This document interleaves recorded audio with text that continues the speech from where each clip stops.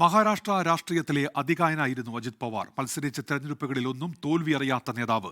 പിതൃ സഹോദരൻ ശരത് പവാറിന്റെ തണലിൽ രാഷ്ട്രീയത്തിൽ ചുവടുവെച്ച അജിത് പവാർ സമീപകാലത്താണ് NCP പിളർത്തി NDAയുടെ ഭാഗമായത്. 1959 ജൂലൈ 22 മഹാരാഷ്ട്രയിലെ ബാരാമതിയിൽ ജനിച്ച അജിത് പവാർ 4.5 പതിറ്റാണ്ടിലേറെയായി സംസ്ഥാന രാഷ്ട്രീയത്തിലെ സജീവ സാന്നിധ്യമായിരുന്നു. നിയമസഭയിൽ 8 തവണ MLA ആയും 1 തവണ ലോക്സഭാ അംഗവുമായും പ്രവർത്തിച്ചു. 5 തവണ ഉപമുഖ്യമന്ത്രിയായി. പിതാവിന്റെ സഹോദരൻ ശരത് പവാറിന്റെ തണലിൽ 1982 പൂനെ പഞ്ചസാര ഫാക്ടറി സഹകരണ ബോർഡ് അംഗമായാണ് പൊതുരംഗത്തെത്തിയത്. 1991 മഹാരാഷ്ട്ര നിയമസഭാ തെരഞ്ഞെടുപ്പിൽ ആദ്യമായി ബാരാമതിയിൽ നിന്ന് ജയിച്ചു.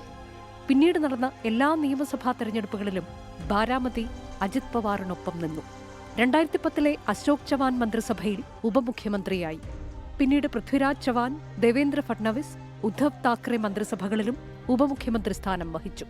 2023 അപ്രതീക്ഷിത രാഷ്ട്രീയ അട്ടിമറിയിലൂടെ NCP പിളർത്തി 29 MLA-മാർക്കൊപ്പം NDAയ്ക്കൊപ്പം ചേർന്നു. ഏക്നാഥ് ഷിൻഡെയുടെ ശിവസേന സർക്കാരിൽ ഉപമുഖ്യമന്ത്രിയായി. 2024 നിയമസഭാ തെരഞ്ഞെടുപ്പിൽ 59 ഇടങ്ങളിൽ മത്സരിച്ച അജിത് പവാറിന്റെ പാർട്ടി 41 സീറ്റുകളിൽ വിജയിച്ചു. 2024 തെരഞ്ഞെടുപ്പിൽ ദേവേന്ദ്ര ഫഡ്നവിസ് സർക്കാരിൽ ഉപമുഖ്യമന്ത്രിയായി. ശരത് പവാറിനൊപ്പം NCPയെ വളർത്തിയും പിന്നീട് പിളർത്തിയും അജിത് പവാർ വാർത്തകളിൽ നിറഞ്ഞു. ഈ അടുത്ത് നടന്ന മുനിസിപ്പൽ തെരഞ്ഞെടുപ്പിൽ ശരത് പവാറിന്റെ NCPക്കൊപ്പം പ്രാദേശിക സഖ്യം ചേർന്നെങ്കിലും പരാജയമായിരുന്നു ഫലം.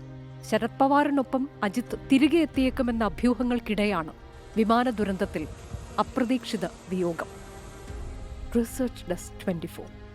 ലോകത്തെവിടെയായാലും ഏത് സമയത്തും 24 വാർത്തകളും ഓഗ്മെന്റഡ് റിയാലിറ്റി പാക്കേജുകളും എക്സ്പ്ലെയിനറുകളും വിശദമായി കാണാൻ ഞങ്ങളുടെ YouTube ചാനൽ നിങ്ങൾക്ക് സബ്സ്ക്രൈബ് ചെയ്യാം.